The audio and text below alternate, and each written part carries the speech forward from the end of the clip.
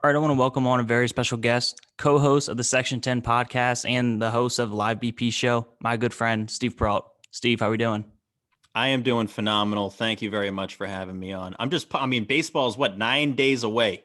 We're 9 days away from opening day, so we can be super happy about that. And I know I am. Right around the corner. I just put out a full-on awards prediction blog, I don't know, 2 hours ago. This is that time. This is the predictions time, the bold predictions specifically. That's Yes. where you thrive right now, doing your bold predictions. So hopefully we can get to that a little further down. Yeah, definitely. If you want to jump in, we can just talk about some Red Sox first. Yeah, let's do it. All right, so what is your realistic goals, like expectations for the team this year? Yeah, so looking at what the Red Sox have, breaking down the roster, the new additions, how everything has gone in spring training, I'm just hoping. I know goals are, you set them and you want to try to achieve them and whatnot. I'm just hoping they're a playoff caliber team. And from what I've seen so far, there's no reason for me to believe that they can't compete for a postseason spot, and even furthermore, actually have a chance at advancing at least to the DS. You don't want to get too far into the weeds there, but there's only been really positive news coming out of camp. I think that's the thing that I'm focusing on right now, is that we never want to overreact to what happens in spring training, but there hasn't been, thank God there haven't been any injuries, knock on wood, but Right. there haven't been any storylines that have really made me feel bad about the direction they're going. If anything, any of the players we've had on Section 10 or Live BP show have just been overly optimistic about what is to come this season, about what Alex Cora brings to the team, about the general attitude, just the vibe. Like, I do love that, but at the same time, there's this, like, I don't want to say over optimism amongst the players, but Yeah, it's when like trying to literally, convince. I know when literally everybody is just going like, "Hey, I think we're sneaky really good," then it's like, well, why is everyone on the team saying, if y'all got to say you're sneaky good, Right. Why are we it's a sneaky little, good? I know, if y'all have to like tell me that you're going to be sneaky good, then it kind of, the secret's kind of out of the bag. So ideally they can go into the season as, underdogs and embrace that mentality and get off to a good start. But goals for them should be to make the postseason. Just Yeah, straight up get back to the playoffs. That should be the first goal. You can go into individual ones after that, but they got to get back to the playoffs. I think honestly, as a fan, I would take just playing a meaningful game on like September 28th. I was going to say September 1st. Like, just Right. give me meaningful September baseball, and we've had a fun summer. Like, that's because last year you cannot talk about the 2020 Red Sox without wanting to jump out of a window. Like, It was miserable. that was so annoying following that team. And I'm not going to lie, it felt like an obligation. The longer the season went on, it felt like we were obligated to talk about them, not that we wanted to. Like, Right. if it was our choice and we didn't have a deal with Barstool, and if we weren't dedicated and want to like keep the audience engaged, I think we just wouldn't have done the show. We'd have just been like, this team is so bad that how are we going to fill? We literally would have off-air questions of how the hell are we going to fill like 2-3 hours of Red Sox talk each week when they're this bad. Like, it's not even, there's certain layers of bad that are actually good, where if you're like underperforming but you're still in the playoff hunt, that actually is good for debates and for discussion For and content.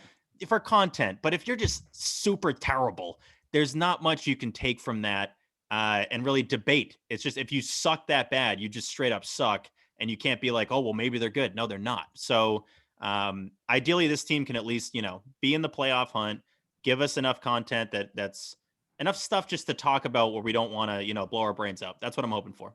Yeah, I mean, in 2020, it's crazy. You look at it, they had one of the best offenses in baseball still, and yet they're I the know. fourth worst team in the MLB because the pitching was that bad. I think realistically, I've been saying this about 86, 87, that kind of range of wins. I could see them doing that. I don't know if they're making the playoffs. It's going to be kind of between them, either the White Sox or Twins, whoever doesn't win the division, and the Blue Jays. I think the Blue Jays are going to be really good this year. Yeah. But I mean, honestly, it's definitely a playoff caliber team. So what do you think is the difference, like the biggest difference maker from this year to last year, that would be going from the fourth worst team in baseball to playing in October? It starts with Alex Cora. It starts with the manager, and anyone we've talked to on this team, anyone in the press conference that's talked about him, is endlessly optimistic about what he can do for the Red Sox, and just the vibe, the vibe change with the team, the clubhouse. you have Cora back, and it's like, okay, we have a little bit of swagger back. Like, I understand he's Right. coming off the suspension, and when we had him on Section 10, I feel like he talked about this way too much, where he thinks he's going to get like destroyed this year. Like, he thinks that like all the road crowds are like going to go off on him. And I'm like, I don't think that's how it's going to go. Like, I feel No. like we've, in a weird way, the pandemic has really lightened the mood and the anger for the Astros stuff. I don't really think we're going to be like, AJ Hinch, oh, you suck, Hinch. Like, I really don't think it's going to happen. Like, he anticipates it to be this bloodbath that I just don't see coming. So I would the say usual Cora. spots. Yeah, Besides, like, exactly. It's Yankee like Stadium, stuff yeah, like Yankee that. Stadium, they'll destroy him, and it's like fine. But if anything, you would want that. Like, you kind of want them to hate you. It's a little weird Right. if they wouldn't. So I think Cora is the biggest difference in terms of the overall vibe and approach of the team. If you go down the roster, I mean, I love the Kike edition. He's insanely versatile. We had Joe Kelly on. He said he's a more talented Brock Holt, which I don't think was a jab. That's the thing. I think everyone always assumes every quote has to be a jab at somebody. I don't think that was a jab at Brock Holt. No. I think it was more just, no, he's like a more versatile Brock Holt. Like, Brock could play the outfield, but Kike is like a plus glove at like any position. So that definitely helps. Right. They're talking about him playing center this year. Yeah, and comfortably. Like, Right. I don't have any issue with him playing center field. If you have him play center, Verdugo, Jaron Duran when he gets called up eventually, I think that's kind of what you're going to have in terms of replacing JBJ defensively. So I just like the overall vibe of the team. I think it starts with Alex Cora. You add guys like Kike, Marwin Gonzalez, Hunter Renfroe, versatile players that have been there, done that. A lot of power in this lineup. I think that's 1 another through 9 difference. can go deep. I'm telling you, they might have the most homers in baseball. I know the Yankees play in a park that's 100 feet to right field, but like, I still think the Red Sox could have the most homers in the league. And I'm gonna like, as long as I'm talking about this team from now until at least, let's say, a couple of games in the season, as long as they're winning a little bit, it's going to be about the vibe. It's going to be about the general vibe and the general feel of what they look like in the clubhouse, in the dugout, on the field, having fun, actually enjoying playing. Last year, it looked like it was the biggest obligation of their lives just to show up and get paid to play baseball. I know. Again, they had to play for Ron Renicky last year. Exactly. I equate him to a grandpa. Even though nice dude, he ate bullets last year, dude. The fact that he was, in that position, and very rarely, like, are you going to have a guy like Ron Renicky who actually fits well in that position? Like, he had been with the team. He understood. I'm sure if you asked him at the beginning of the year, he would be like, I get there's a chance Cora could be back. It didn't take the end of the year and then the rumors to start up for him to think this is probably Cora's job, that I'm just keeping the seat warm. So I think no matter who came in, I think Ron was just kind of a 1-year transition piece. Yeah, there was no way he was going to be extended any further than last year. But that's what I'm looking for. I'm looking for the vibe from the jump. I know they start at Fenway. That helps. Playing the Orioles always helps. I don't know. That's what happened last year. And that's what I know. I kind of want to lose opening day. Like, I know. Well, they came out strong too. We were so like, it's crazy. Opening day overreactions are just such a joke. Like, everybody is going to wins. Yeah, like JD looked great. We're all like, give JD the bag, like rip his contract up, pay him more money. It's like, maybe that was a little bit of an overreaction. But yeah, I'm looking at the overall vibe of the team and, how the newcomers fit in, because so far in spring training, they seem to fit pretty well. Yeah, well, for opening day, we were at the beach. We were down in Florida. And, they're whooping up on the Orioles. I'm starting to count games. All right, we got the Orioles 10 times. It's at least 9 wins. We're going to play Marlins. Like, I'm counting wins. I'm like, if we can get to, 35 wins, we can get after it. We can sneak into an 8 seed. I'm telling you, that's what happens. It's like, don't even get me started on the friggin' the fact that the 8 seeds, that the 8 teams that make the playoffs isn't a thing this year. Major League Baseball, I know it's always like the cliche move to just flip out and, can't believe they didn't bring the universal DH, but it's just right in front. It's right there. It's the most obvious move ever to stick with 8 and 8. Most obvious move ever. Yeah. To have a universal DH, and they just don't do it. Let's save that a little bit. Let's finish up from Red Sox. It drives me nuts. No, I can see you. I can see you getting heated. All right, so you touched on the outfield a lot. Talking about the outfield, it's very different than the triple B outfield of Batsman, Attendee, Bradley of 2018. So what do you think is their overall, what do you think of the new look outfield and their overall potential? I think for Red Sox fans, it's going to take a little time to not have Jackie Bradley Jr. It's going to take a little time to get used to not having him in center. Yeah, ball go to center. It's You're like, oh, it's caught. I'm telling you, we are all programmed that the second that ball is off the bat, and not even to center, like to close enough to center, in the Right. ballpark of center, we're like, all right, well, that's as long as it's not, over the center field wall, which is very rare at Fenway. You don't really see that too often. A I guy get mean, it like that the high and price that deep. start Yeah, in it just 2018, doesn't whenever he made the happen. catch. Oh, that was nuts against Aaron Judge. That Yeah. was insane. So yeah, you're gonna have to get used to that when the ball's off the bat to center or in that ballpark. You're not gonna have that gut feeling of like, oh, this is gonna be caught. Nothing against Alex Verdugo. He doesn't have Jackie's speed. He does have a good glove. He has a plus glove out there. He's embracing the challenge. He really wants to be the center fielder. I get that. It's always, again, in spring training, say everything you want. Everyone's gonna get their quotes out right now. They're gonna get like, I'm liking the sneaky vibe of this team. I'm feeling like I'm going to have the best year of my life. That's what everyone's going to say. So it's like, let's get those out of the way now.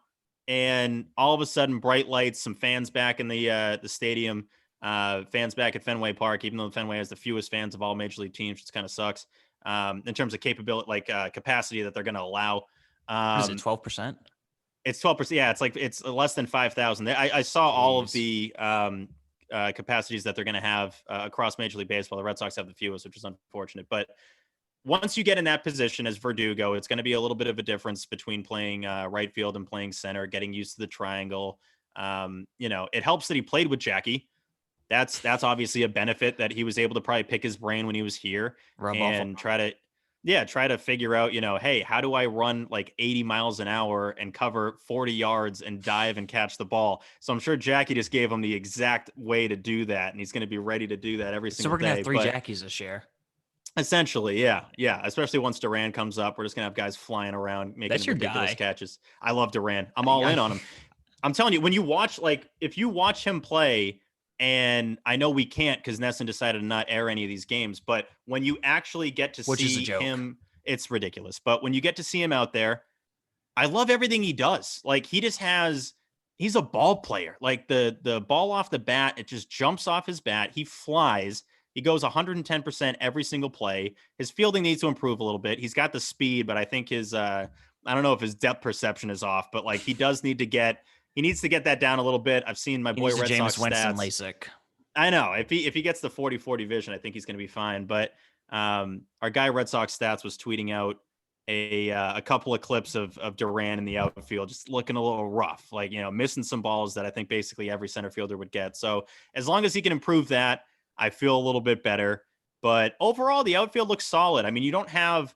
I was saying earlier on the live BP show, I think a couple weekends ago, that I think Alex Verdugo has all the capabilities to be the MVP of the Red Sox this year. And I don't think that's even that big of a proclamation. Like, he has a good glove, consistent bat. He's got pop. He also has like that swagger factor. Like, if you're going to be the MVP of the team, you need to kind of act like you're the MVP of the team. And Alex Verdugo does that. So it's also hard to say that while you're on the same squad as Devers and Bogarts, but he's going to be in the mix. I think all three of those guys are going to have a really good year. And outfield wise, you're going to be relying on Hunter Renfroe to. I'm pretty jazzed up about Renfroe. I know. Well, I mean, he's got me hype. He could be like him, Dahlbeck. You kind of go down the line of these homer strikeout guys, and Chavis. I mean, who may not even make the team. Homer. I know. I think he's gonna, because I think they might slow play Franchi Cordero. He might start after opening day. He might be, let's say, later in April. But yeah, I like Marwin Gonzalez. He's a guy, without doing a scouting report, I always like just giving my breakdown, like without doing like he actually has like a 900 OPS in April. Like, anytime he faced the Red Sox, I didn't feel great. I was like, I feel like he crushes us. Like, I'm pretty sure he does damage every time they face him. So who knows what aid he was getting in Houston. But I like Marwin Gonzalez. I like Renfroe, but I put an asterisk next to that because his average is so low. He's got to get that average up. But overall, the outfield does look good. It's going to be weird, though, dude. It's going to be very weird. I'm trying to go to opening day, but between trying to lock down a credential and maybe considering buying tickets, it's like you got to get to. I'm realizing today that if I got to buy tickets, the alternative, or the only option rather, is getting two. You can't get like one. And Right. if you get two, the cheapest pair at two on any of these sites, including SeatGeek, former sponsor of the Section 10 podcast, was like 500 each. So you basically got to Jeez. drop like a K to just get into opening day with, but that's what happens with 12% Right. and with supply and demand at Fenway Park. So, so yeah, as I was saying with the outfield, because that had a lot to do with the outfield. Oh yeah, definitely. Well, that's where you're gonna have to I sit for $1,000. exactly. I'm going to sit in the outfield for 5 million, but I do like I like the look of the outfield. Not a ton of question marks. I guess what Franchi's going to do if he can stay healthy here.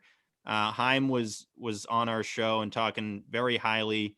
Or no, Heim had like quotes in the presser that we used for Section 10, but then we had Dayton Moore, the GM of the Royals, and on the live BP show, and he was speaking very highly of Franchi. And it's always interesting, the guy that like just traded the guy. I'm like, yeah, you're speaking Yeah. highly of him, but you did just trade him.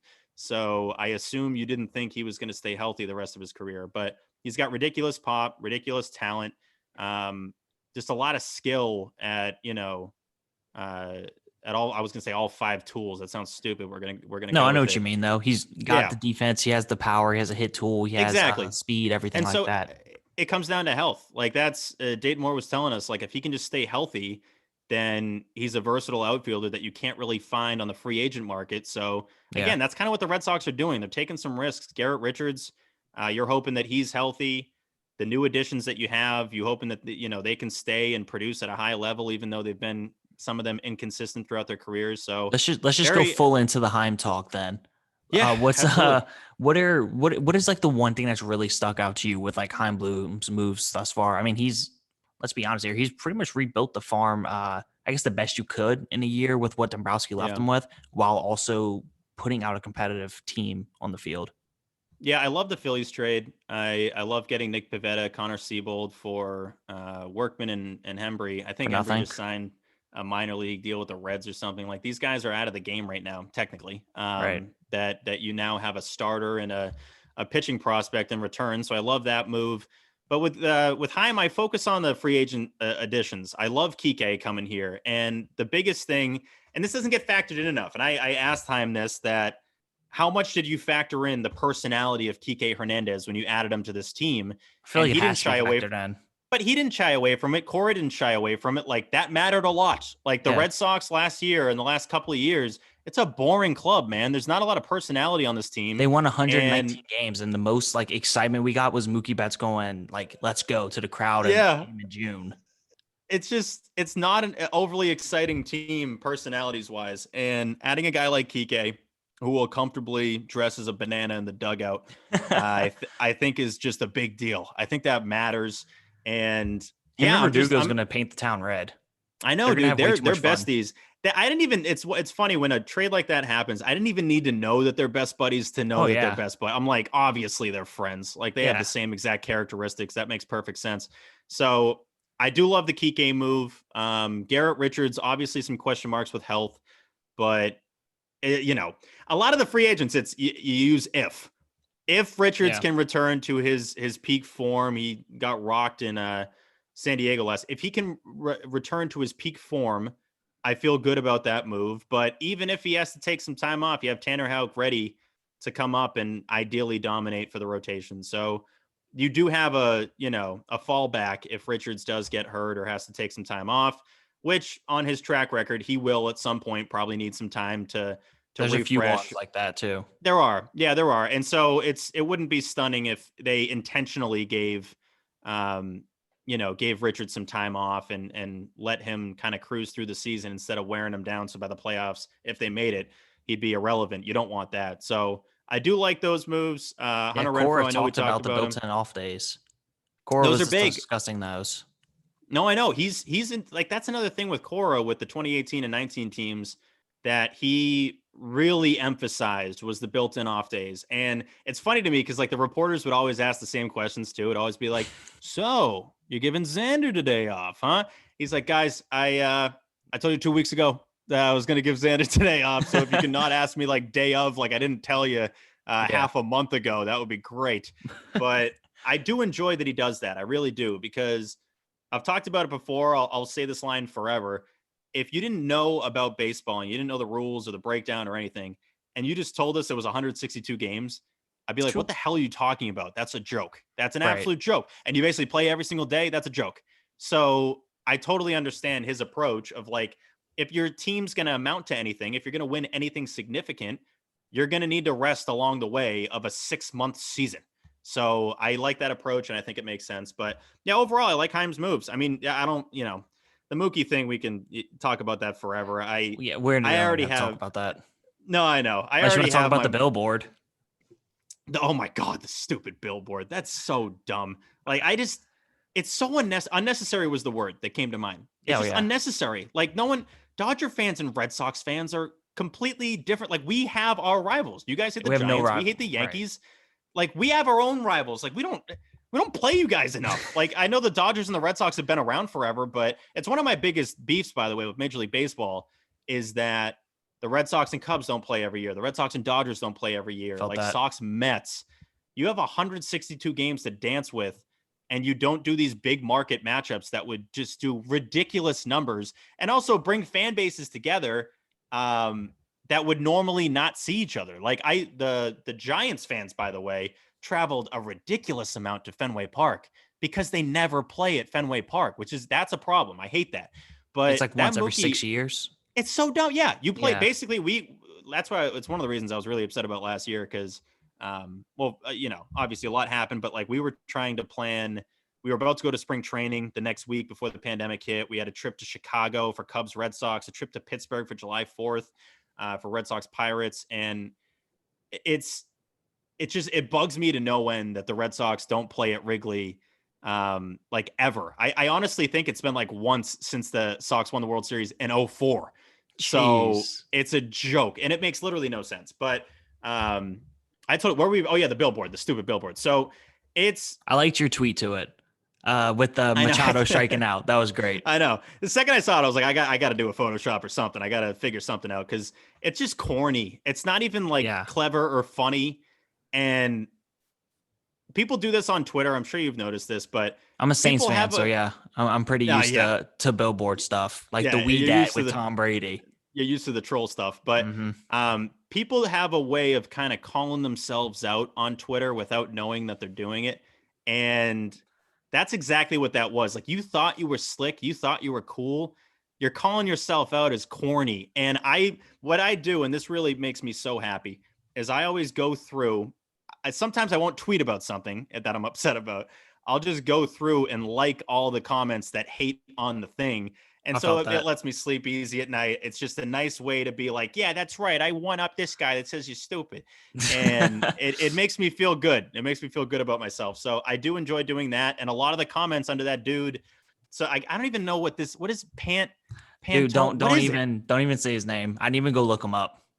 I don't even know. Like, the handle was weird. I didn't even know what that was. Apparently it's some like Dodgers fan group that travels to road games. I support that concept. I love fans that travel. It's one of my favorite things. It's one of my favorite things about the 2018 season when we'd be at Baseball Tavern every Friday, Saturday night, and you get to talk to the fans of the opposing teams. I love that. Usually after dub too.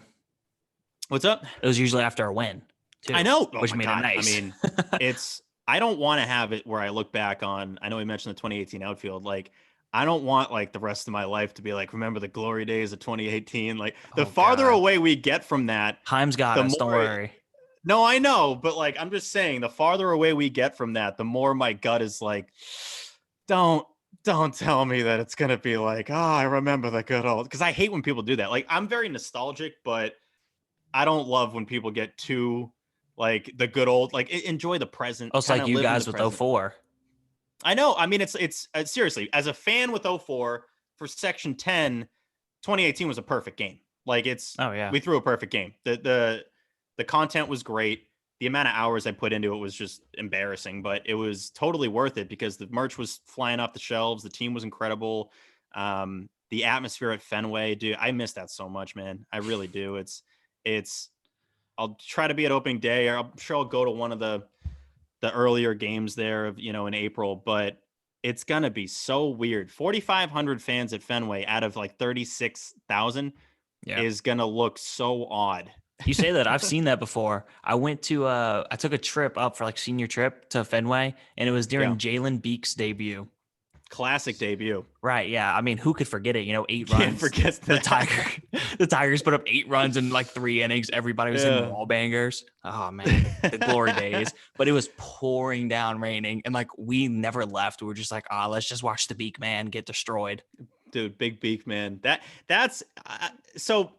One thing I love about Section 10, one of many things, is that even when times are tough, even when like we're mentally drained, those are some of my favorite shows, because then we'll just be like, yo, you see the big beak man out there? Like, we'll just start throwing these stupid nicknames out Right, there. it's just guys being dudes. Yeah, we're just straight up mocking the team. And it's like, that actually is kind of fun. So not to say that I want 2020 back in any way, shape, or form, but we do find ways to make it fun, even when the team stinks. All right, so what would be really fun? When Bobby Dahlbeck breaks Barry Bonds' record for the most home runs in baseball. Got to start with 61. He's got to get the Maris record. Let's get that Maybe AL do record. what Brock Holt couldn't. I know. I'm telling you, Brock, he tried. I mean, it wasn't a lack of effort with Brock Holt. He was ready. He said he had talked to the Maris family just in case they had to take the trip to Boston or wherever they were playing on the road. And he prepared him just in case, in a series, he hit 60 homers, just in case he wanted them to be ready. But Bobby Dahlbeck, I think I got a couple thoughts on Throbby D, even though I'm not huge on the name. Yeah, I think I know what you're about to say. I think you're going to say the hype train's rolling a little bit too fast. Not as much that. It's just more Bobby is a super calm dude. He's a super level-headed guy. And I don't think any hype is going to get. Initially, I was a little worried about that because, like, I'm buddies with Bobby and, like, we'll text every now and then. And he's a chill dude who's normally just playing his guitar after games, just shooting the breeze, just hanging out. Like, he's not. Is he the coolest guy ever? Like, what do you do? I think he's the coolest guy on this team. I play baseball when I play the guitar on my downtime. What do you do? But I just think he's a chill dude. I don't think he runs the Twitter to be like, what is everybody saying about me? Like, he sees stuff on Twitter. He's active on there. Well, at least active looking at stuff. I don't think he tweets that much, but I don't think Bobby Dahlbeck is going to be worried by the hype or controlled by the hype as some players do occasionally. But I don't want us to put it, and Jared's doing this, but like, 46 homers is a ton of homers. That's Juan Soto wasn't even on pace for that last year, and I feel like he was on pace to hit 100. Yeah, Juan Soto led the league in OPS. He led the league in like everything and everything. Yeah, and he wasn't able to hit that number. So I don't know. We'll see. I mean, he has easy pop, which helps. He can go opposite fields, just like flick a ball out really at any park, which has been impressive. I'm seeing these homers in spring training. It's always the right center. Yeah, and he goes with the pitch. And I feel like anyone drawing comps to Aaron Judge, my biggest complaint with that is that, like, Aaron Judge hits home runs by accident sometimes. Like, he'll go oppo and just kind of look up and not really know where it's. Oh, that's a home run. The Yankee Stadium starts, flickering the lights and everything. But I feel like with Bobby, it's different because he's actually going oppo with these balls. He's actually not trying to pull everything. And he's disciplined at the plate. He has to be better, though, man. The strikeouts, I'm concerned about the strikeouts. So if he can cut those down, it'll definitely help him. But overall, I have him at 35 bombs this year.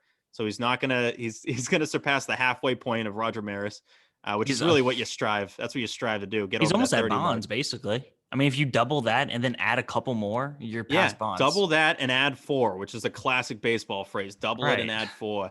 Then he would be right there, which is good. But yeah, I just want a consistent season from him to cut down on the strikeouts, to stay healthy, maybe throw him at third base a little bit, give Devers some days off. I know that's Bobby's natural position coming up through the minors. So yeah, we'll see. We'll see how it goes. But I'd be stunned. That's one thing in terms of like bold prediction. I'm not going to call this a bold prediction, but I would be stunned if he's not in the 30s in homers this year, if he stayed healthy the whole year. If he stays healthy. I'd be genuinely surprised based off of what he did last year and what he's already done in spring training. All right, so you kind of touched on Xander a little bit earlier, but for some reason he kind of is like the forgotten guy. Why do you think that is? He's been a top 5 shortstop in baseball over the last, 5-7 years. So why do you think he's so underrated in the sense of the national media and then also even Red Sox fans? I think it's because he's a quiet dude, man. Like you look around the league at some of the guys that get talked about the most. Fernando Tatis, Francisco Lindor. Yeah, I mean, Trevor Bauer, sadly. We'll get to him. I know Marcus Stroman, guys that like are yelling at you that they're great all the time. And I'm not saying that Tatis does that, but like it's like the loudest guys typically get the most attention now, Sure. with their actions, with their tweets, with, with everything, with the whole approach. And Xander Bogaerts he's a Mr. Business guy, man. He shows up, he plays, he goes home. He doesn't really care about all the other stuff. He's not even on social media, really. It's one of my biggest beefs with the Red Sox is that It's a lot of their guys. personality wise, we can talk about that, but also it's just like none of these guys are really fun outside of Martin Perez. He's awesome. Yeah. But outside of Perez Day and all that, interacting with Martin over the course of the season, there's not a lot of guys. I guess Kike, I'm realizing Kike is good at posting and being funny. And he's going to be great for content. I think he'll be good for content. But Xander doesn't care about that stuff, man. That's not his thing. He just, again, shows up, plays ball. He's not trying to go viral or, like friggin' Bauer. He's not, I fielded this ball with one eye open. Who cares, you loser? So, yeah, I don't think and this isn't his fault because it's not who he is. I just don't think he's the look at me guy. The most he's ever done was the take the L dance in 2018 with like Fortnite and stuff like that. I know. And that almost didn't even count because it was just a Fortnite thing. It wasn't like he was being like, yo, hold this L, fam. So I don't necessarily count that. But yeah, he shows up, he plays ball, and he goes home. And sadly, come All-Star voting every year, we're surprised. Yeah, we're surprised when he's in the final vote and not just a straight up starting second baseman in the American League. So it helps that Lindor is in the National League now, but sure. That definitely improves his case. But yeah, since they've had the all MLB team, which I love, by the way, any kind of stuff like that. Also, the trophy's phenomenal. I eat that stuff up. He was I think it was 2019. Yeah, he was the all MLB, shortstop. So just straight up best shortstop in baseball 2 years ago. So, I do enjoy that he's at least getting those acknowledgments, but come All-Star break, I'd be stunned if he's not just leading or second in voting for the American League shortstops. I mean, honestly, it's pretty much just time to like put a C on his chest. I was talking about that actually the other day. Like we were so quick to do it with Veritek, and deservedly so. Jason Veritek encapsulated what it's like to be a captain. He carried himself like a captain. He was a manager essentially while he was playing. He was helping a lot of the younger guys. Tech never did anything that made you like go, what was it? Yeah. What was that all about? He didn't have any character issues. You never had to worry about him. You didn't have to worry about him. He had the A-Rod moment, which helped. At least for like the lore. It's just, that adds to like, yeah, that's our captain, because that photo's got to be like the most iconic in Red Sox history. But probably. Yeah, I think Xander, I mean, it's funny because not a lot of guys get the C. There's not a lot of guys in baseball that have the C. I think Yadi Molina does. I don't know. I don't think many guys actually physically have the C on the jersey. With the way this Yankees, Red Sox team's going, I feel like he should be the guy. Maybe it's like, oh, wait, I have a C. I can't leave now. I can't opt out after this season. Go get Trevor Story. Everybody knows the rules. The second you get that C on your jersey, you literally need to stay there the rest of your career. I mean, hey, look at Veritek. He didn't leave. All right. It works. You put that C on there, they stay. That would be great, dude. If it was like legally, it's kind of like the franchise tag, but like for the rest of your career. Like, Mookie would still be here. Dude, and it's funny. It would be funny if like it was just him showing up to the clubhouse and the C's in the jersey. He's like, damn it, they got me. They got me with the C. I can't go anywhere now. That actually would be hilarious. But that'd be great. Yeah, I love Xander. He's I've gotten more into sports cards game, and I'm buying a bunch of Xander Bogaerts cards because I expect his value to keep going up this year. And he deserves more credit, man. He deserves way more credit than he gets on a national scale. And maybe it's just going to take him, actually being engaging on social media and caring about that stuff. If I was a player in the league right now, I would put a lot of my efforts, or at least have like a mini social media team. I feel like it's stupid not to. Definitely. So a lot of these guys in the Red Sox feel like they're in that prior wave, like the Farrell days almost, of like, oh, posting on social, what are you doing? That's not cool. But now since Cora's hip and cool. So like he encourages these guys to be themselves. He's super high on Bogaerts too. He's like, you're a handsome stud that's gonna go out there and dominate. You should let it hang. You gotta let seriously. Them know. He's talking about Bogaerts, and this is the motivational like talks he has with Xander, that at least he's told us, is like, yo, go out there and act like you're the best shortstop in the league, because you are. Right. And I think Xander goes at it like that, but There are times he's a nice boy. And it's like, didn't Didi play shortstop for their team in the World Baseball Classic a few years ago? yeah, that was What? garbage. Yeah, that was garbage. Yeah, but you that know might what? have been like No one else lets that happen. Like Tatis that might, Lindor, they don't let that happen.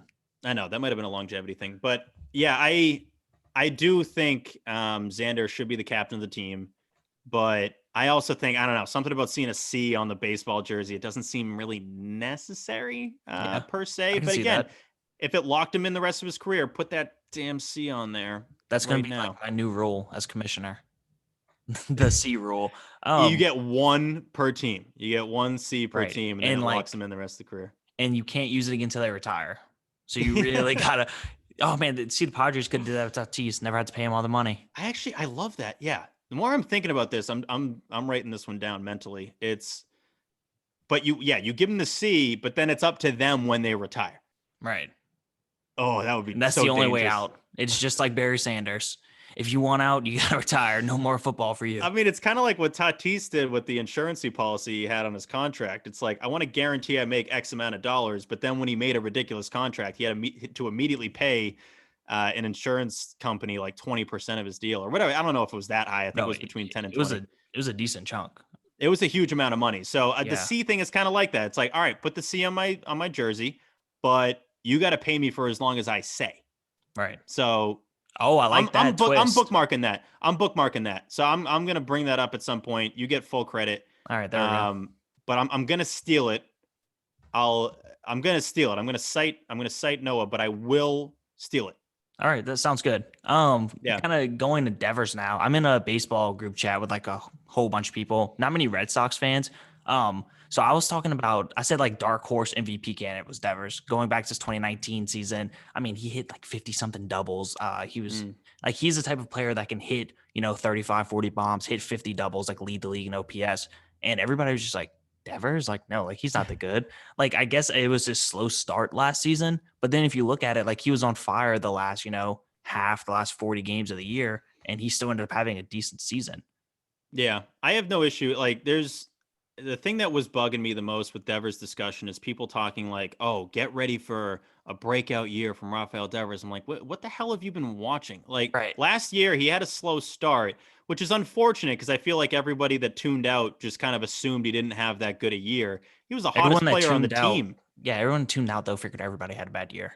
Yeah, he was the hottest player of the team for the last like 40 games. Yeah. So I don't know. Yeah, again, I think we're the outliers. Where like we were watching all these games and like actually caring for some reason, which is pathetic. But it was just contractually obligated. But with Devers, I don't have much concern at all that he's going to do what he always does. If he's on and he's producing at the level that he showed he can, he's a 30-100 guy just waking up. Like just getting to the ballpark, he's a 30 homer, 100 RBI guy like every season. Yeah. And I do wonder what the peak is for him. I think people should shift their approach from Devers is ready for a breakout year. Shift that to like, what's his peak? What is his realistic peak? Yeah, definitely. Because he was 12th in MVP voting in 2019 and he should have been higher. Again, I think that's another thing of like, oh, you got to earn your way, bud. His defense gets a lot of hate. Like he'll make like silly errors, but he was like second among third basemen in outs above average last year from StatCast. Yeah, his range is ridiculous. Some of the defensive stats with Devers can be a little bit deceiving. I always try to base it off of like, how do I feel when there's a rocket hit to third? Yeah. Like how do I feel with Devers out there when rocket? I feel great. Routine? I'm a little nervous. I know that's the thing. A little grounder. It's like, there it goes into the fifth row. I do wonder, with a guy like Devers, like not wonder. It's just like, I always want to go in that mindset of like, how do I feel with a hot shot to third before, like when it's that split second, when it's still on the home plate cam.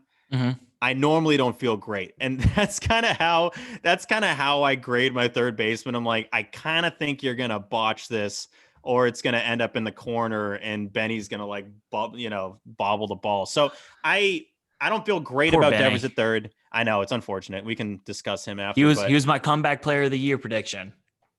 Because there's nowhere else for this year. Go. There's nowhere else to go for but up. They should honestly give the comeback player of the year to someone that went from like 100 to like 200 as their average. Like, yeah, you doubled an average. You really did a great job. He went 4 for 39. I know it was sad. And then I feel like they just made up an injury, but yeah, it's hopefully Devers gets, I want to see his peak. That's what I care about. I want to see where can Rafael Devers peak and kind of max out at, and hopefully carry that through, because worst case scenario, if he's what's his career average? It's probably upper twos, Probably 270s, 280s. Yeah, it's probably in like the 280s. And he's, when he's healthy and actually cooking, 30 homers, 110, 115 RBIs, a high OPS, slapping the ball all over the place. I know he said he wants to hit more doubles this year, and he's just hitting a bunch of homers in spring. It's like all he has to do is just like having like don't be as good. It's like having the donut on the bat. You just take that off, and it's like it's got to be the opposite of that, though. I think he just needs a heavier bat, so he has slower swings and hits the monster instead of hitting it over the monster. So we'll see. It is a weird thing, right, to have like one of your goals be to have less power, to hit more doubles than home runs. I never fully understood that. There's a bunch of nerds that are like, which is opposite of Judge. Did you know Judge doesn't hit doubles? I looked at it today. His most doubles in a year is like 30. Yeah, he's not a doubles guy. He's like a homer or bust, homer or strikeout. But yeah, I never fully understood the baseball nerds would all come out in full force if you say that. They'll be like, oh no, doubles are actually better than homers. It like keeps, statistically it keeps the line moving. I'm like, you can just shut up with that. Like breaking news, when you hit the home run, you're guaranteed to score that run. Like that. Right, they put one on the board for the good guys. Yeah, you hit a double, you're not guaranteed to score that run. So that was my easy, quick math that I think the homer is better, you nerds. Dude, me and my dad were actually talking about that on the way here. We were talking about like the whole like homers or rally killers thing. I'm like, what is that? I don't get it. And you can't tell me any version of that where I'm going to be like, good point. Like, I really fully agree with you. I don't get it. I've never like, I've heard it before. Like I've seen it in effect. Like, yeah, like I understand it, but at the same time, I'm like, well, it kind of just accomplished the end goal here of, scoring multiple runs in an inning. Yeah. Like the only thing I can actually think of, and I think this is stupid, is that let's say you hit a 3-run bomb, right? Runners on first and second, you go bridge, 3-run homer. And so that's a quote unquote rally killer because the next guy now has a clean slate with nobody on. I don't get, you just maxed out in runs. Yeah, so it's like a pitcher goes, oh man, finally I can take a breath. I know, I can actually have a breathe. There's no way. If anything, they're in a crappy mindset because now they give up a 3-run bomb and they have to face another guy that can go deep, which is the Red Sox lineup. So no, I'm just not accepting it. There are certain things where I'm like, oh, good point. This one stinks. You want to get in some Red Sox Bowl predictions? I'll let you have the first pick. Yeah, let's do it. I'll let you have first pick. Bold predictions. We were just talking about Rafael Devers. I have Rafael Devers winning the AL MVP. Again, this is a bold prediction. I don't know if he's actually going to be able to do that. But if he can put a full season together where... Did you hack into my notes, bro? How'd you take my first bold prediction? I did. I said top 3. I looked off the reflection. But yeah, I love Devers as a dark horse MVP candidate. I think when it gets hotter, he gets hotter. That's typically how it goes. The warmer the weather gets, the better his bat is. And if he can just do that in April and May, you're looking at a potential, again, this is talking that peak for Devers, potential 40 homer guy, right? Potential 130 RBI guy, hitting around 290 something. What do you think his peak is? Because I have a name in mind. I kind of think that's it. I kind of think his peak is like 295. No, like player wise. What do you? Oh, you mean comp? Yeah, because I have a guy in mind. I think you might say the same answer. Player wise comp for Devers. I mean, the stats that I'm thinking wise peak for Devers are JD's 2018. But I don't think Devers. I don't know if Devers can be a 330 guy. That seems really high. So who do you got? I think that just pure numbers wise, not playing ability, nothing like that. I think he could put up Beltre type numbers. Oh yeah, no, absolutely. Yeah, Beltre was a consistent, RBI machine. I think that could be his career. Like, yeah, I wouldn't be stunned at all. Crazy. No, I don't think it is either. And I think Devers is a guy, as long as he stays healthy, he hasn't really had injury issues. He just has like being big issues. Like he's a big boy. It's more weight problems than like injury issues. And I don't even want to say problems because I'm sure a lot of that is his base. Like he's got tree trunks for legs, can drive on any ball. And when he makes contact, the ball just flies off his bat, especially to Oh, right yeah. field at Fenway. You just lose it past the pole. I'm like, that's out there somewhere. I'm just hoping it's fair. The amount of like hoping it's fairs, Rafael Devers leads the league Oh, yeah. in He always hoping hooks it's them. fair. He It hooks always them hooks. every time, and you can't tell on the broadcast. It kind of looks like it's foul every single time. But Right. yeah, I got Devers as MVP. What's your first one?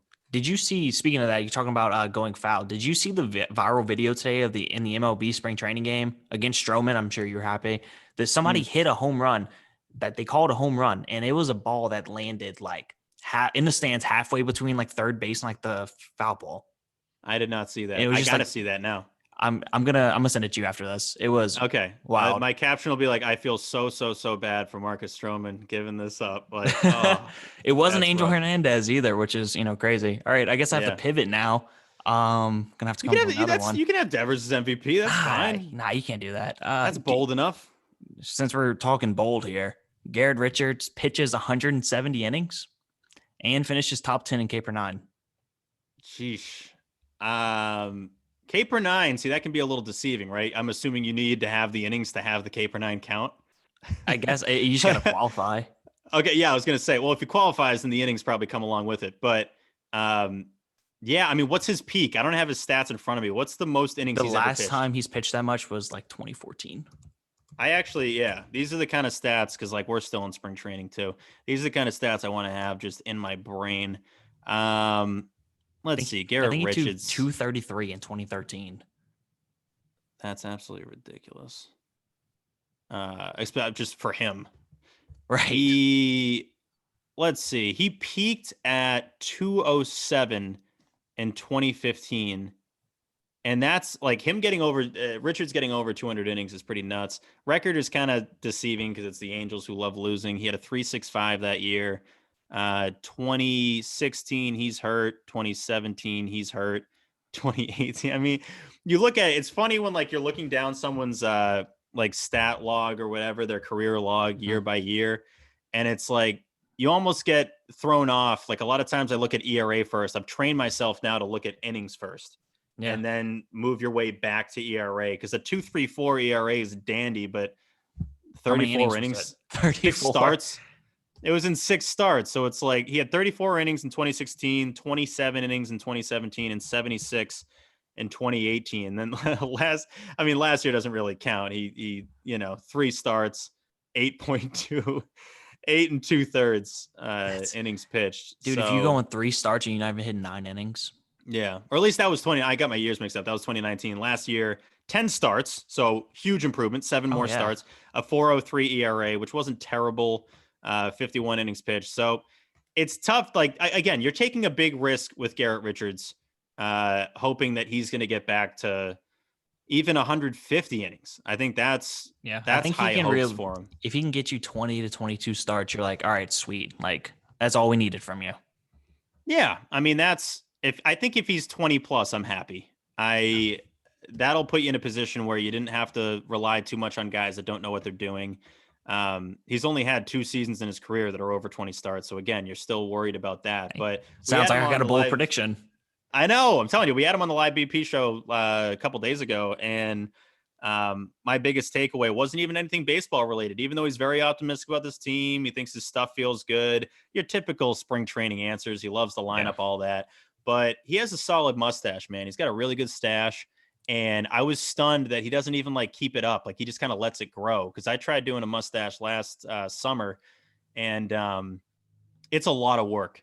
It's a lot of work, and you feel like you look like an idiot. Like I feel like certain people can do a mustache. I don't think I can. My girlfriend didn't love it. My mom thought it was just disgusting. Oh, if the girl doesn't like it, then it's got to go. It's gone. And that was Jared's theory, and it kind of sort of came true. I don't think she hated it, but I'm just impressed because Richards has like a legitimate stash.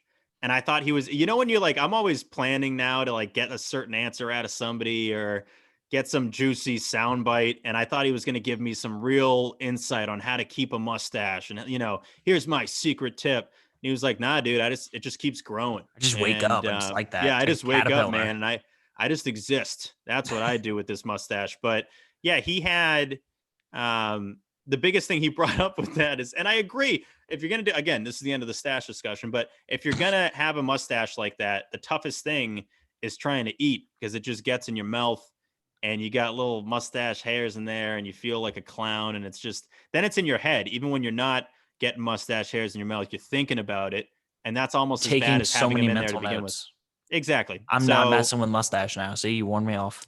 stay with the clean shaven look. I think more often than not, it just looks better than mustache. Some people can pull off the stash, but not many. Yeah, like if I was a 1920s gangster, it wouldn't end well. Yeah. Or Raleigh fingers, one of the two. Yeah. I'd be okay with that. Yeah. Yeah, if you give me his Be a good look. talent. All right, so what's your second bowl prediction? Second bold prediction. This is more for my own sake. This is absolutely not going to happen. I think the Red Sox ownership group is going to bring back the Coke bottles above the Green Monster. I think LeBron's not going to let that happen with Pepsi. I'm telling you, Braun won't love it, but I think he has like 1% of Red Sox ownership, so he's not going to be able to override John Henry and and Warner. So, what were your thoughts on that, real quick? I didn't think it was a big Braun deal. thing. No, it wasn't a big deal, but it was a big social media deal. Right. Which could be naturally good for baseball. It naturally matters on a bigger scale of like, what does this mean? All the talk shows are then going to go like, what does this mean for the future of players owning teams? And like, does Braun want to own an NBA team? And what does it mean that he's playing in LA and has a part ownership in a Boston team? It doesn't mean it means money. Everything means money. Everything's dollars. Like it has no weight outside of the dollars it's going to pay him, the money in his bank account. And at the end of the day, that's what that was all about. Yeah. I got Alex Verdugo leads the MLB in hits. I love that one. That's a good one. I think it was 5th in hits in the American League last year. You hear that weather? Oh, wow. That's a big one. Did you actually or no? Yeah, that's thunder, right? Oh, yeah. Dude, it started raining here probably around 12:15. The streets were flooded. Oh, God. That sounds fun. Oh, yeah, man. That sounds enjoyable. I love thunderstorms, so all about it. It shouldn't be that far, honestly, from them coming back. It's such a wild take. I know. It's coming up. Thunderstorms are coming up. I love them. I used to get super scared and like run into my parents' room. Like, is this it? Are we dying? Like, is lightning just gonna get us right now? Like me and my dog we had growing up would get insanely scared of thunderstorms, but I love them now. You grow to love them. You love the things you hate. I'm not going to grow to love Trevor Bauer, but you do grow to love the things you hate. I'm gonna get you on that. Yeah, I'm gonna get you on that. What's your last one? Last one. Chris Sale doesn't pitch this season. I am don't. So scared of that. Bold predictions don't need to be all positive. I'm trying to, especially because like EEI is going to have me doing more like post game stuff for the Sox. Like I gotta insert some more negativity without being a complete clown. Mm-hmm. And so we'll go with Chris Sale's not going to pitch this season. I think the more I hear about his comeback attempt or where he's at, it's always said very delicately. It's never like there's nothing definitive in Chaim's voice about him or Cora or anybody that actually kind of knows what's going on behind closed doors with him. And I don't want us as Sox fans to be overly reliant on what Chris Sale could bring to the rotation and could do when he's back with the team. Because I feel like best case scenario from who I've talked to, it's August.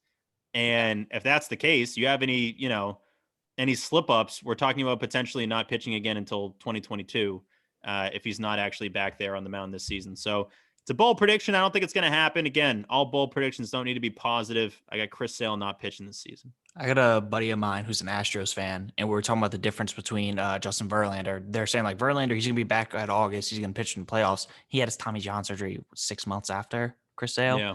Just saying that's the difference between a team trying to win now and a team like the Red Sox. Like, hey, we're probably not going to win the World Series this year. Chris Sale, we got you for another 4 years. Justin Verlander is 37, 38 years old. So I guess since I got to try and find another one, I guess this isn't really a bold prediction. I'll go 2, though. Chaim Bloom's going to make a move that everyone hates that ends up being awesome. And I think that move is going to go get an arm that nobody knows, and he just becomes like the number 2 of the future. I'm right there with you. I hope that happens. I believe way too much in Chaim. I know. I do too, man. And it's like we try not to be like homers. Like we're fans of the team, me, Jared, and Coley, but we're also realists. Like one thing that Chaim did, and I'll give him credit, it's a very smart move because he understands the pull we have in Red Sox Nation. He had us when we interviewed him. We talked to him off air, like off the record, for an hour before we went on. Did you And like him? not to say he like buttered us up at all, but like Yeah. he had me ready to kind of run through a brick wall. I'm like, this guy knows what he's doing. Yeah. There are certain times in life, I've realized it many a time in my 30 years of existence, that you're going to realize you're not smarter than so many people. And I've found that out. And Chaim Bloom's intelligence is so far past mine. It's not even close. And so, yeah, that's a guy I'm going to trust that's been in, baseball for a while. He's got connections to the Rays and what they were able to do and build and produce there in Tampa. And I trust him. And you don't want to trust him too much. You don't want to go down that path of, in Chaim we trust. Yeah, you don't want the cult following thing where it's like he literally can't do any wrong because, my biggest thing right now for a move that might come back to bite him is Andrew Benintendi. Like that, I don't think Benny's. I don't know if it would happen in Boston though. I don't know either, which is something that people don't factor in. I feel like Benny could have a really good year in Kansas City, and yet maybe it wouldn't have worked in Boston. Like those two things can happen at the same time. And I feel like fans don't really factor that in ever. It's always just like, oh, look, they're in completely different scenarios. And that means they would have done the same exact thing in Boston. Like, that's not how that works. Like, look at like Carl Crawford's a great example. It doesn't work that way. What happened to no negativity, Steve? I'm telling you, got to add a little so negative. You got to add a little negativity here or there. But yeah, I wouldn't be stunned if Benny, I'm not even talking like a big year. I just wouldn't be stunned if he somewhat overachieves this season because he's very much going to be in revenge mode. Benny internally, which is why I think he's going to be good. I think the fire burns in him internally, and it's an on-off switch, and I think it's very much on right now. And we'll see what that means for his season coming up. Well, let's dig a little bit more into the general MLB touch. We've kind of touched on it already. Obviously, you're a huge Griffey guy, so that's why I kind of wanted to get you on. I feel like the MLB really hasn't done a great job since Griffey at marketing the game. So, what are some of the general problems you have with the way that they market the game? I'm not gonna lie. I know the general consensus for most people is they need to do a better job of marketing the players and amplifying their voices. I guess at this point, I feel like the players have plenty enough platform to just market themselves and become brands themselves. Right. So I'm not overly worried about Rob Manfred. By the way, we're talking about putting Rob Manfred in charge of marketing the players, Mr. Piece of Metal, Mr. Universal DH stinks. Pissed me off so much. The piece of metal thing that's the biggest problem with them so far. I try not to overreact to stuff, but in no way, shape, or form can you call the trophy, the pinnacle of your sport, the thing that everyone's trying to get, that they've played Little League in the mind, like grinded their whole lives to get. You can't call it a piece of metal. You can't. You just can't.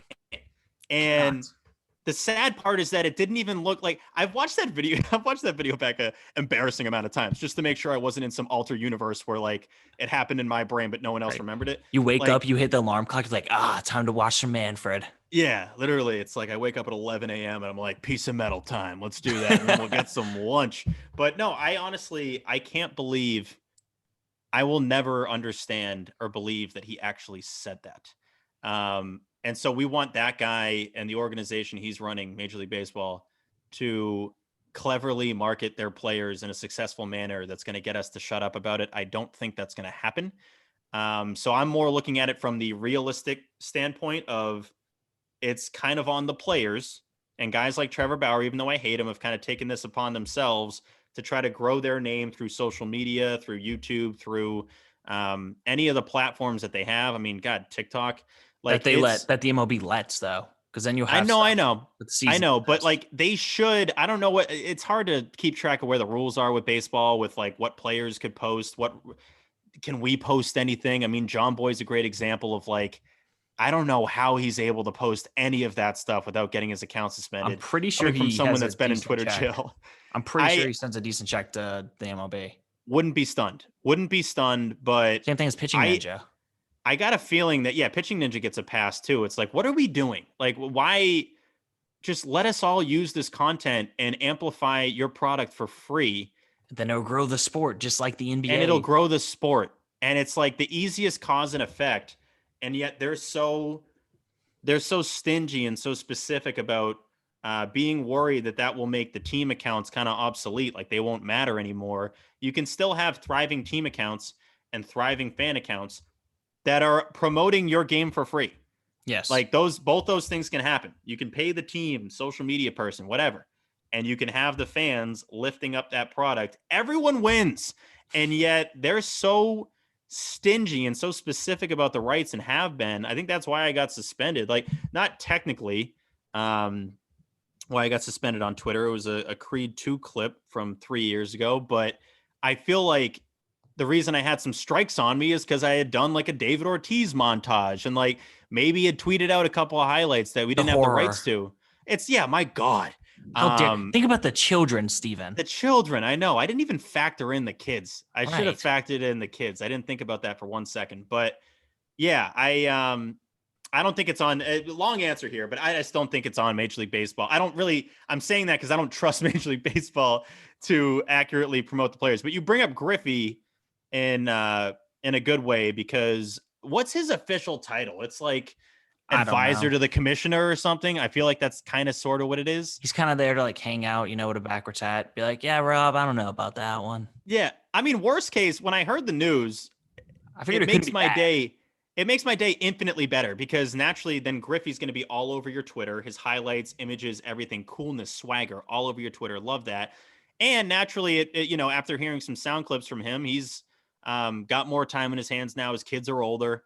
Doesn't have to worry about, having them, being there when they're at their high school games and all that. Like, I don't know where his son, I know his son played at Arizona. I don't know if he's pursuing any sports professionally, but I think Griffey has more time on his hands now and understands, like, he's done a lot of the dad stuff after the career, which ended 12 years ago now. So he has time.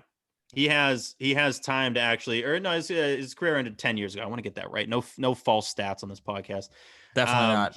He has time to actually, contribute whatever he can to making baseball. I hate cool again, because I think it's cool now. I don't like Bradford when we're on live BP. It's like, we're going to make baseball cool again. I'm like, I think it's already cool.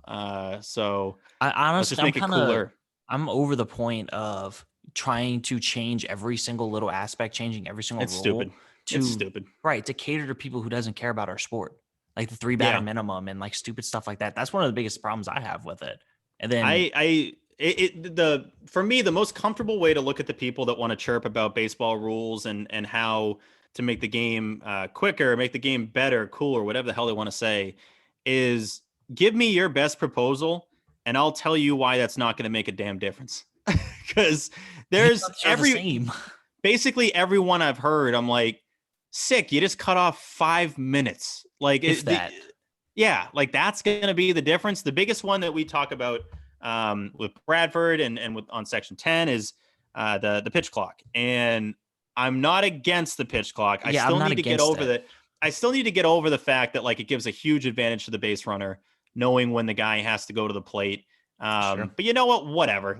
That can just be the case. Like, speed it up. If you don't want that to be the case, don't wait till the last second to throw the ball. That's an easy counter to that. So pitch clock, I think, is the most realistic one. You're watching guys like Jack Leiter, dominate in college, and guys in the minors pitching, that are. Though. That's just being the pitcher, like getting on the mound instantly and like being ready to roll. I'm telling you, the college guys are ready to roll. They don't dilly-dally. You know why? They've had the pitch clock for 10 years now. And I know they're used to it. A lot of times they won't do it with runners on base. It's just runners not on base.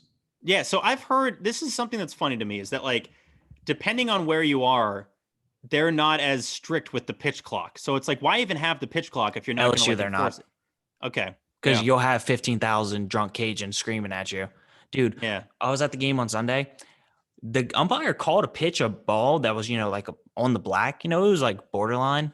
And like the people in the outfield were screaming, "You gotta be kidding me!" They had a pitch that bounced. Like, people were booing. I was in the restroom during this, and the guy next to me at the urinal was like, "Boo, this guy sucks." I'm like, whoa. Like, I agree here. Like, he's not great, but we gotta chill. We gotta chill, my guy. Yeah. But pitch clock, I'm fine with. It's taken me time to get there, but like, I feel like I'm fine with that. But people also need to realize that's not just going to magically speed up all the games. If anything, the pitcher having less time to think about what he's throwing and to play games with the hitter is going to mean more hits and more runs and longer games. That's So the I end don't know. goal here, except for when it comes to the universal DH. We want more action, but less DH. Yeah, but then we're going to deaden the ball. So Oh, that'll the ball make that it was never fly. juiced. The ball that was never juiced, we're going to unjuice it. And that's going to make it so it's more like old time baseball. Sounds good, Rob. Like, Yeah. great. Or did you see the stuff with Zach Gallen? The What Arizona. stuff? So he's a pitcher for the Diamondbacks. It's kind of funny. We were talking about the Diamondbacks beforehand. I know, D-backs. And he got hurt during batting practice as a pitcher because there's no DH. I did see that. Yeah. Not surprised. I mean, if anything, I expect more of these guys would have gotten hurt. Like I expect more of them would get hurt over the process of trying to hit, not even in games, just like taking BP and putting bunts, doing irregular things that they're not used to doing. Like that's athletically, that's the kind of stuff that puts you in position to get hurt. So I don't understand. I mean, dude, it drives me insane. Thinking about how we don't have a universal DH, even though we just did it. And I swear, maybe it's just me, but I swear at the middle of the season, I didn't even notice in a good way. It's like, right. This is baseball where hitters hit and pitchers pitch. And Jacob deGrom's not pitching. I mean, he's not hitting. This isn't some stupid thing where we go to Citi Field and, friggin', Erod has to put a sack bunt down. Like, what are we doing? I mean, I think Erod, did he have a hit? My memory sucks. But yes. He had a hit in the World Series, I think. Like, at least he put a good ball in play in the World Series. And I was like, wow, Erod has more World Series hits than Aaron Judge. But yeah. That's the first thing you thought of. I know. I was just like, just named Aaron Judge. But no, I just don't understand what we're doing. It's a classic, like, what the hell is we doing, fam? Like, what is the move here if we're going back to pitchers hitting? And it's weird. The thing that bugs me the most about it is that they're trying to hold it hostage. Major League Baseball is trying to be like, right. Okay, they're trying to leverage it. Yeah. You want the universal DH, right? You like that. That's really cool, right? Okay. More now jobs. now we're going to pivot to the thing we want. We're going to give you less money, or we're going to, have like a lower salary cap. Like, no, that's not what we're doing. Like, we just want universal DH because it makes sense for literally everybody. I don't know any pitchers who rake is the dumbest BS. I hate that. Pitchers who rake have an OPS plus of like a 27. Yeah. Pitchers AKA who rake suck. Andrew Benintendi. Exactly. Pitchers who rake, are hitting like 070. So if the pitcher rakes, use your DH from somebody else. Exactly. If he's that good, give the DH a day off and have your pitcher be the DH, or at least give the DH, first 5 innings off and have him slide in there when friggin', Mad Bum goes into the clubhouse. But yeah, I don't understand. My biggest pet peeve Nothing I've heard makes any sense. Yeah, my biggest pet peeve with it is the fact that you get like a legitimate ace, like Jack Leiter. When do you think was the last time he picked up a bat? 14? It's probably been 4 or 5 years. So then even if he goes, let's say number 1 overall to the Pirates, he's not going to hit in the minors either. He doesn't hit at Vanderbilt. And then all of a sudden one day they could be playing the Mets and they're like, hey, go pick up a bat and try and hit 100 from DeGrom with a 93 mile per hour slider. It's a joke. That's when people get hurt. Yeah, it's a joke. It's stupid. Let's get into some Bauer talk. So I definitely understand you not liking some of the antic side, like the striking people out with one eye open, and then you hit the guy. First thing, if you hit me because you're trying to strike me out with one eye open, I'm probably charging them out with the bat. Yeah, and I'm fine with that. You get a free pass. We're throwing hands if you hit me with a pitch because you're trying to joke around and pitch with one eye open. But I think he does. Do you agree that he does a good job on the sense of trying to grow the game? I think Trevor Bauer is trying to grow Trevor Bauer. I think he can disguise that as trying to grow the game, but he's trying to grow his post-career potential when he eventually loses his stuff. And it's hard because I'm frequently a hypocrite, but I feel like if you're self-proclaimed, then it kind of cancels out being a hypocrite a little bit. Like you lose some hypocrite points, which is good. So I understand what he's doing. I get what he's doing. He is a professional athlete that has benefited over the years from spiked engagement numbers because he's a professional athlete. Now, the likes and the retweets can be very deceiving. And Dave Portnoy would say this frequently, and I fully agree with him. When someone's player funny, but they're not actually funny, like you're getting the benefit, like Edelman's a great example. You're getting the benefit of your followers are based off of what you do on the field. Your Right. followers are based off of your success. It's not that you're a comedian. Your followers aren't there to be like, this guy is Kevin Hart, I'm going to retweet him because he's hilarious. Trevor Bauer has gotten so many fake likes and retweets because he's a pitcher that even just puts any effort into trying to be funny on Twitter He's really one or of the first funny. guys. I'm telling you, he's one of the first guys that's actually in like put this much money and time into it. Yeah. So I do get that, but he's such a cornball and it's so forced that I just can't. I'm not going to get on board with it. I can't. Like the whole like, oh, So look you're at me. full anti Trevor Bauer, like you don't like any of it. No, I'm all out on it because like But it do you doesn't. get It what he's never doing? feels. I get what he's doing, but it never feels genuine. It always feels like it's just for retweets. It's all fake. How It's much of not his like videos have you watched? Like, did you watch the COVID year blogs? No, oh God, you'd catch me dead watching his vlogs. They're I tell so you what, boring. Anyone I accidentally come across is him in the car being like, "Yeah, so Oh, you gotta talk skip to through that. I talked to Rachel, I and might it be going sounds to the like Mets. Sign up for a yeah, hat. it sounds like things are moving along here. So like 8-second pause, you know, 10-second pause. We'll see, and then that's like momentum. The I hell think is that? there was one that I watched like ever, like literally once I've ever watched, and it was like basically explaining like the step by step day to day from a COVID year, and then it was also Yeah. like him doing his training stuff. Like I think the way that he studies the biology side of pitching and like performing as an athlete can be very interesting. Like how he like tracks his white blood cells and his oxygen levels, like find his peak performance. I have That's no very issue with that. interesting. That's Yeah, that's a awesome. whole separate thing. That's But a whole separate thing. yeah, I haven't seen him like talk about like what him and his agent's thinking about doing. Yeah, and I've said this before, and it'll be a theme this year. If anybody, the inevitable clapbacks at like, oh no, you just don't like fun. It's okay to dislike players. It's okay to have guys that you look at out there that are like your rivals.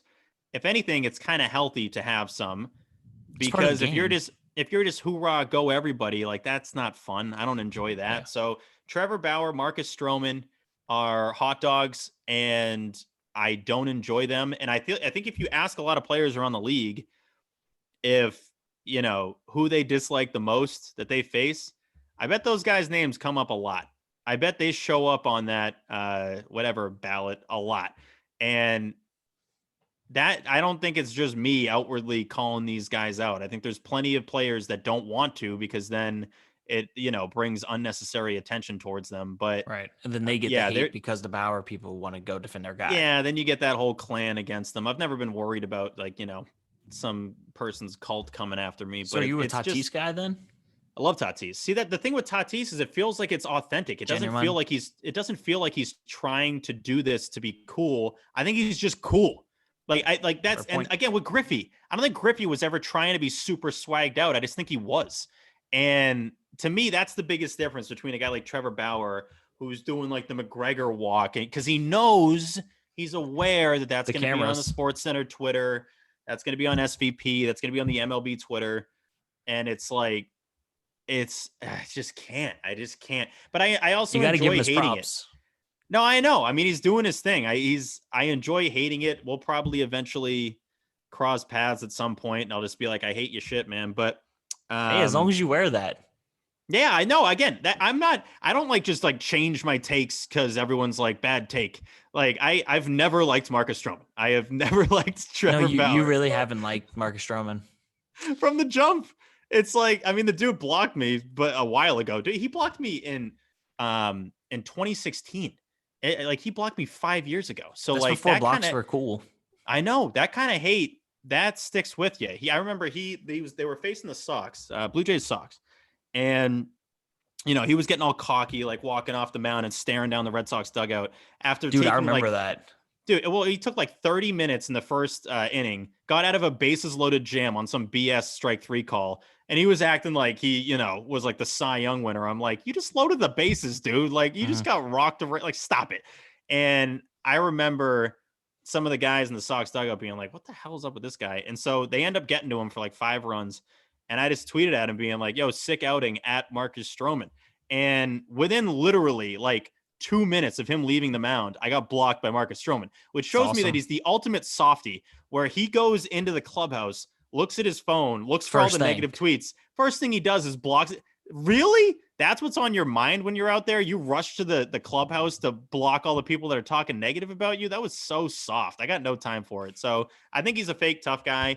I've had some short friends before that kind of try to compensate for themselves being short by swearing and being like too loud and just not shutting up. He's kind of like that. Oh, do you? One comes to mind. Yeah, I know.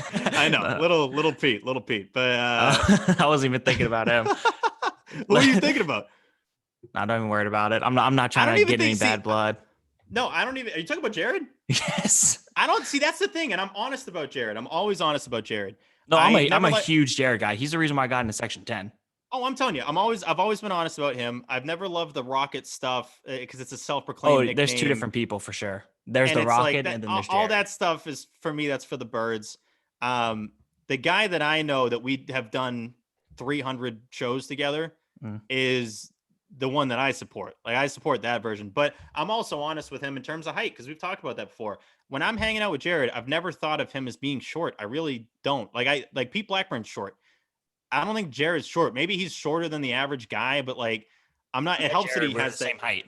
Helps that he puffs the hair up. That definitely helps him a little bit. But like, I've never looked at him as being like a short person. So I'll give him that. He's not short, so he's got that going for him. I mean, some people call it, like, that's the thing, that the two things that I think he hates the most for chirps from Twitter trolls are people saying he's short, and that I think that's why he gets it though, is because he plays into it. No, he does, and I've said this for years. I'm like, dude, just let them fade off into irrelevance. But getting called short, and then the small legs. He doesn't like the leg conversation. Like, oh, you skip leg day, but I've never understood that. I don't work out. I've done fine for myself in terms of existing. And I've never worried about anyone clapping back at, me having a huge head or something. It's just, he's got to roll with it. Roll with it. I met Jared outside of a Red Sox Yankees game in 19, like in New York. And like we took a picture together. We were like about the same height or whatever. And he sat outside and talked to me for 30 minutes before first pitch.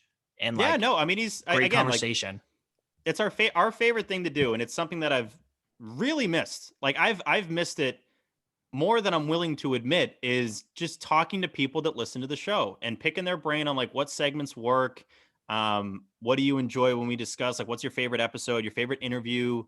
That kind of stuff to me is insanely valuable. And it's just valuable to build those relationships. Like, there are people that this sounds crazy to say, but there are people that'll be like starstruck around us. I'm like, dude, we're all doing the same thing. Like, we've found this path, this successful show, but I don't want anyone to ever look at that as us being on some, like, status that's unattainable, or that should be looked at like it's anything other than us all just being fans of the Red Sox. So, right. Well, kind of going back to the Bauer stuff, like antic stuff. Did you see Amir Garrett's comments lately about like the rocking the baby stuff? I didn't see that. No. So he basically came out and said so he started this thing after he strikes somebody out. He like looks at him like, does like the rockin' baby, like, oh, you a baby. So he started doing that. It's funny, he asked him about it. He was like, it's whatever, because whenever they hit a home run off me later in the year and they pimp it, I just got to take it. Like, it's just like give and take. Yeah, I don't hate that. I feel like after every batter, that might be a little much. I feel like that's like more in between inning stuff. The thing that kind of kills me is that we're at the point now where anything in these players' eyes is going to be deemed okay and passable because of social media. Like Jared will constantly tweet out, oh, this bat flip, and like, oh, piss missile and all that. That's not my thing. I think there's a little too much like macho. Yeah. Like, once it gets overboard, I'm going to plunk you. And like, I don't have any issue with that. What's that? I feel like it really started with like basketball and like the highlights, and like looking back to like 2013, 2014, like when Steph Curry like really first burst on the scene. Like, that's how basketball kind of hit hyperdrive around that time, like with its popularity. So I think it kind of feels like they're trying to lean into that model in a way. I don't hate it. I know the NFL is over the last 4 to 5 years is now embracing touchdown celebrations where they used to penalize it. So we are kind of going in that direction, and I'm going to adapt as we do that. But at the same time, there's a line for me. If you're going to be hitting like a third inning homer and throwing your bat to Pluto, like I have a problem with that. I Yeah, don't. I think it all needs to be on a scale. Like I never had I an can agree with issue that. with Jose Bautista Yeah, hitting the moon bomb. It was like the most important homer for the Blue Jays since like Joe Carter hit a walk-off in the World Series. And like I have no issue with your team's most important home run in 23 years for you watching it and pimping it. That's kind of what you should be doing. Like now it's just we're bat flipping everything. And to me, it's kind of like all caps tweets where make it worth it. Make it count. Like I don't need an all caps tweet on a third inning double. I think there's just don't. levels to the bat flips too, because like Poppy would flip every time, but it always felt like part of his swing in a way. Like he would It was always like almost the like a bat toss. drop. Yes. Yeah. See, that's the thing. A flip and a toss, I Or like think, are Mitch in different. Moreland does that too.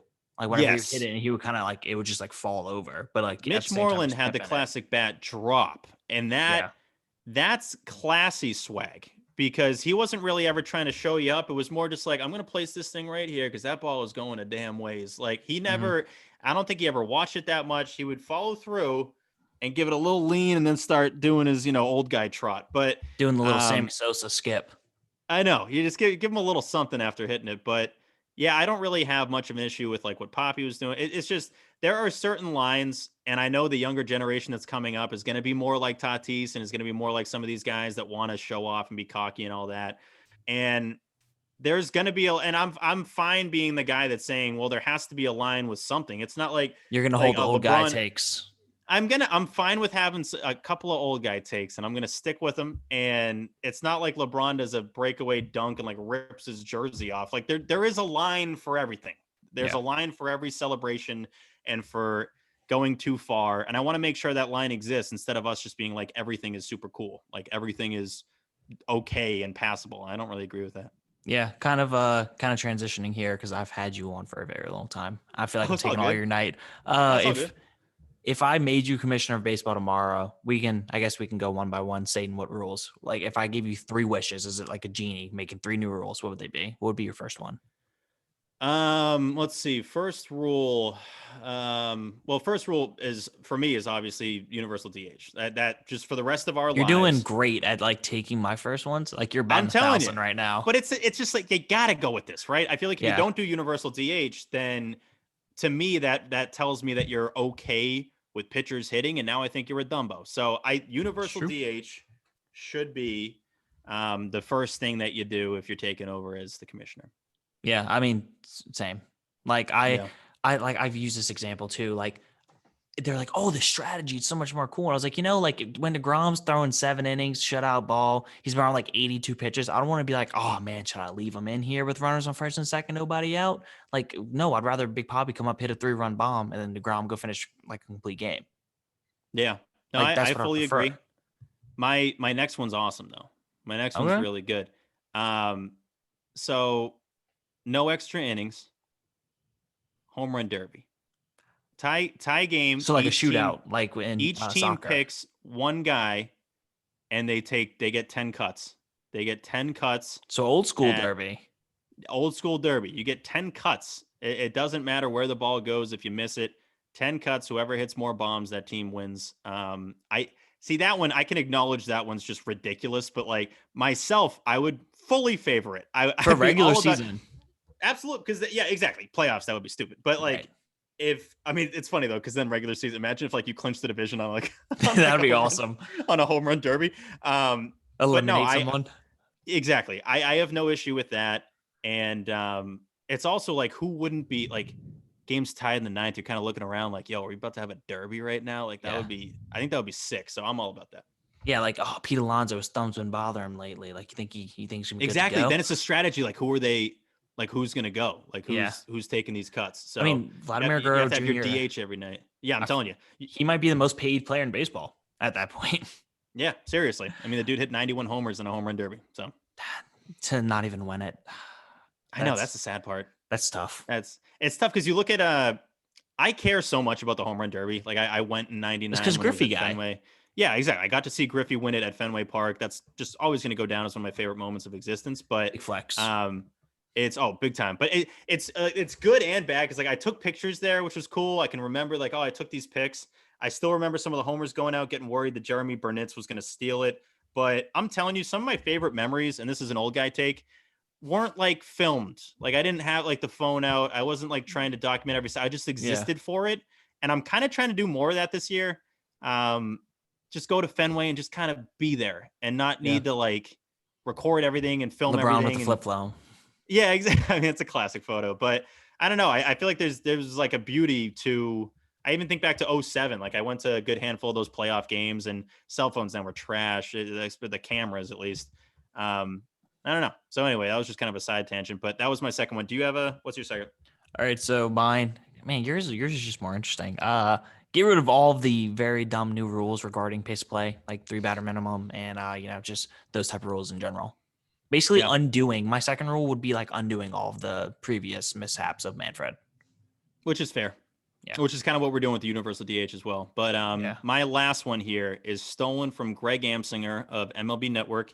Legend. I interviewed him 5 years ago after going the Griffey induction at Cooperstown. Was that Section Steve? It was Section Steve. Yeah, you're an OG if you know Section Steve. Oh, yeah. I never want to like just throw down Section Steve because some people will be like, what the hell are you talking about? What are you talking about? Yeah, like I'm trying to make some weird joke. Yeah, I'm like, what the hell? Section Bob. But no, it was... and that was for me. Like now I've felt insanely comfortable interviewing athletes for like 4 years now. But like at that point, I needed more experience doing it. Mm-hmm. And so I would line up these guys like Robert Flores, Tom Verducci, Greg Amsinger that have like been there, done that in this industry and just kind of picking their brains on stuff. And I'll never forget this. It was a July evening. It was a nice night. I had an Arnold Palmer, just like I do right now. And I was talking with Greg Amsinger, who is a great interview. He is a great interview. He's insanely informative. He's I think he's off social media still. He was then. And so he's a classic just talk baseball guy. Like he just wants to talk ball. He doesn't want to get all, specific about stuff. He just wants to sit back and talk baseball like it's a sandlot. And he said, he goes, now hear me out, Steve. And I was like, oh, sick. You remember my name. We're ninth inning, 2 outs, 2 strikes. This is the only time that this rule applies. And I'm already like, hell yeah. Like I am so in on this. If you're the home team in the bottom of the ninth or whatever, in that scenario, top of the ninth, and there's 2 outs and 2 strikes, if you catch the foul ball as a fan, the game's over. The game, that's awesome. You catching the ball is the last out. And that's the 3rd strike and the game's over. And he goes, now picture this. Fenway Park, top of the 9th. You're up by 1 in Game 7 of the World Series. The bases are loaded. 2 outs, 2 strikes. Foul ball. You catch the foul ball, and you clinch a World Series title for the Boston Red Sox. Imagine going to the bars after that. You wouldn't pay for a drink the rest of your life in Boston. I'm like, yes, that is so true. Or you can get the reversal. That's my... What's up? You can potentially get the reversal of that happening. Exactly. You could be Bartman. Yeah, that's seriously. You're gonna have like all like the men like standing up in the crowd, like hide the women and children. It's like who has a glove? I need glove. Yeah, no, it's definitely grown men with the gloves are gonna be back for sure. Oh yeah, if they already. I mean, dude, there's still too many grown men with gloves at these games. I'm a kid at heart. I look over my left. I got like Toy Story sneakers, but like Big fire. I still appreciate that, but I still want to like. I want to be okay with dads having gloves at the game, but I just can't. It just looks so wrong. I want to be like, you do you, Pops, but it's just so weird, especially when they're diving all over the place. I'm like, I got a foul ball. I mean, it bounced off some steps, but like, I got a foul ball. Just use your hands. Don't bring a glove. Also, you got to carry that with you the whole time. Like, dude, you never know. What if Mookie Betts like tears his, oh God, like literally, God forbid, like tears his ACL and like Dave Roberts looks into the stands. He's like, hey, Joey, get down here. We need you. Joey Kahoozy's the new right fielder for the Dodgers. But yeah, I can't do the dads with gloves. It just doesn't. My last rule here, I kind of touched on it earlier. Just copy the NBA's way of spreading highlights. Like make everything like a free for Yes. all. Like Facts. as soon as the Padres were great at this, as soon as Tatis would hit a home run, it would be up on social media like that. Like within Like 5 that. seconds, it would be up. Before he touched home plate, the video would be up. And it's the same Dude, thing. LeBron, whenever he hits like Bron, whenever he's in transition, him just dunking on somebody, or Steph Curry in the step back three, like it's on social media instantly.